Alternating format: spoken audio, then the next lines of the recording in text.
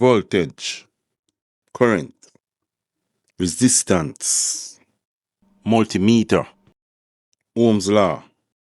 Time has come. I can no longer avoid these topics. Let's get into it.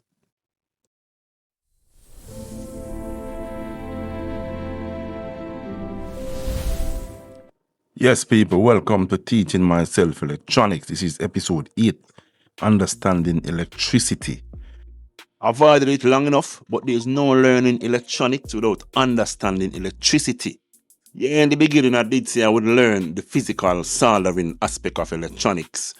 Fix my hard drive by replacing BIOS chips, did some soldering, desoldering, removing components, all of that physical soldering aspect of electronics. But now, to get to the next level, I have to understand more about electricity, Ohm's law, resistance, all of these things. Because I have a lot of PCB projects that I have to do, and I don't feel like I can take on these PCB projects until I understand how to use these components and to solder them together. It's not about just soldering them to the board. So I need to understand everything in terms of voltage, current, and all of these things. So that's where I'm at right now. So first things first, voltage. What is voltage? So based on definitions, voltage is the push or the force that moves electrons. Then I ask myself, what are electrons? Where electrons come from? Electrons are atoms. This is what I understand now. And electrons are just always in the wire. So the voltage push the electrons. Oh, I remember voltage is push, something easy that I use. And it kind of sounds silly, but it works. So when I think voltage, I think about the V, and I think about vush, and then I say push. So vush, push, voltage, and as soon as I remember push, I remember force. So it's the push or force of the electrons. And this thing run really deep, but for now, I'm just going to leave it there. Voltage, the push of electrons through the wire. That's what I think about it, right? And then we come up to current. So current, for me, my understanding, is the flow of electrons through the wire. So if you think about like water through a pipe, the water flowing, that's current. So the more water flow is the more current. The less water flow is less current. And how I remember the flow easy.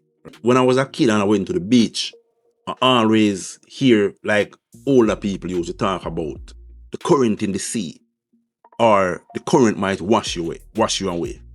So I always remember when I think about the waves, I think about the current and how heavy it is. So this is how I think about current going through the wire, or water going through a pipe. The amount that you have is the more current that you have. And I mean, let me know if I'm talking rubbish here. Remember, I'm not the veteran, I'm not the pro, but this is my understanding so far. And then we have resistance, and this one is the easiest one of all, and this one is a no-brainer to understand. What I understand about resistance is just that it resists the amount of current flowing through the circuit. So the more resistance you have, the less current going to come through. Simple as. Yeah, hold on, let me backtrack a bit. I did say resistance is like the easiest one, the no-brainer. While I might understand what resistance means and it resists the current flow, when it's time to actually figure out what kind of resistors to use, that's the tricky part. And that is where Ohm's law come into play. For Ohm's law, I'm going to skip Ohm's law for now, because while I might understand it a little bit, I think I need to get a bit deeper with the formulas and all of those things and how Ohm's law really work. But for multimeter, we all know what a multimeter is. 2 probes, use it to test voltage, current, ohms, all of that things, right? I can't say I know how to test voltage because I've tested batteries and so on before. So I'm going to focus on the 3 first main topics: voltage, current, and resistance. And I will be using my multimeter, of course. So I'm just going to wing it and just learn as I go. I'm going to take it to the solder bench and I'm going to mess around with some LEDs, some batteries, and some perf boards, and see if we can get some soldering done, light up some LEDs, and see if we can do some testing for some voltage. I'm going to take it one step at a time because, trust me, this electronics thing run deep. So what I'm trying to do right here, I have a red LED. I'm just going to solder it to this perf board. Then I'm going to connect 2 wires on it, a red wire onto the positive and a black wire onto the negative side of the LED. So I recently learned this. The short pin on the LED is the negative and the long pin is the positive. So getting these wires soldered on, then I'm going to use a battery to see if I can power the LED. So the most simplest and basic test that I can test voltage using a LED and a battery that I could think of. Alright, soldering done, so let's turn him over so we can see the LED, and then I'm going to try to connect these two wires onto the battery and see if we get any light.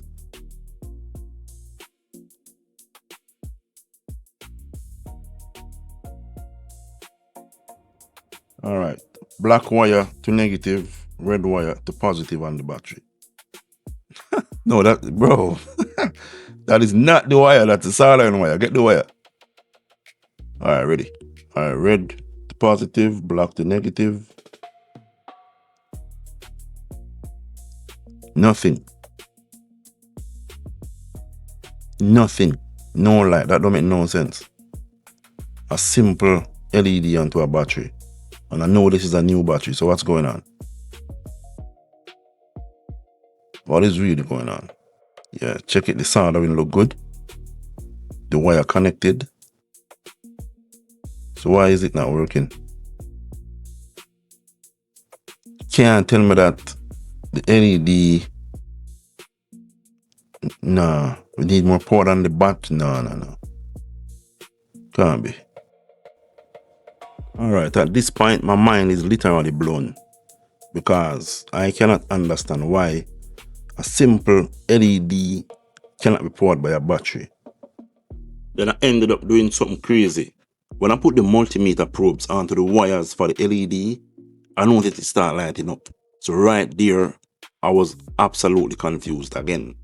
So I did some research. And there you have it. It turns out that different color LEDs use different voltage to power them. I'm using the red one, and right here I'm seeing 1.8 to 2.1. The batteries I was using, hold on, let me test the batteries and make sure. Alright, multimeter ready. Turn it to DC voltage 20. And then I'm gonna test these batteries one at a time and see what voltage reading I get. So the first one, this is a D battery. 1.59, AA 1.21, but this is probably not a brand new one, so makes sense. Alright, so the battery is giving me 1.5 volts. The chart here is saying I need at least 1.8 up to 2, so it explains why the LED not lighting up. So we need to try something else. I'm gonna get a 9 volt and test it. Alright, so we have our 9 volts. So let me use a multimeter and give it a quick test to see how much volts we have. So yeah, showing 8.86 volts. So that should be more than enough, I would think, to light up this LED. Alright, I'm going to test the LED now by connecting the wires directly to the battery and see if I get any light. Yep, see it there? Lighting up. So yeah, definitely. The other batteries were not pushing enough volts to power on this LED. AA, AAA, the C and the D, 1.5 volts each. So we needed at least 1.8 or 2 volts to power the LED. So connecting it to the 9 volt definitely worked. So good to know, good to know. And one more time, just to see it light up again. Yeah, but you know what? I see it lighting up, but it kind of look a bit dim. It's not lighting up fully. And so I'm wondering, 9 volts and the LED need 2 volts. Is there a possibility that it might burn the LED? So what did I learn? Well, after I discovered that the AA and the AAA batteries were not enough to power the LED because different LED colors have different voltage requirements. So I have this chart here displaying the voltage for each battery, and the 9 volt worked because that's 9 volt, which is more than 2. LED require at least 1.8 or up to 2, so or even 3 depending on the color.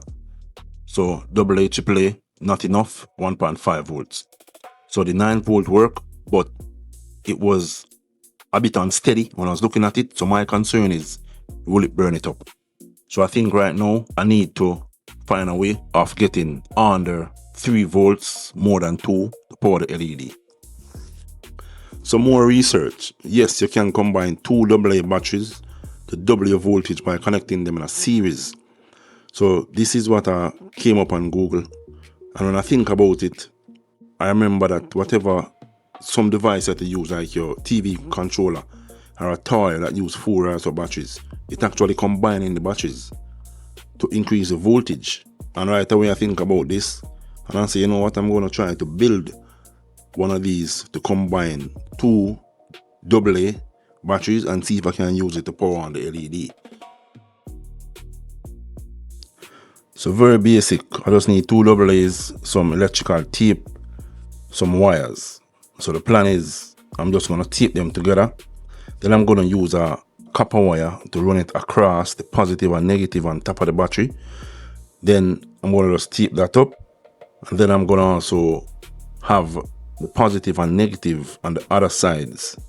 The positive and negative wires, a black wire and a red wire, connecting to the positive and negative on the other side of the battery. And then that should connect to the LED and hopefully it lights up. So let's run through this.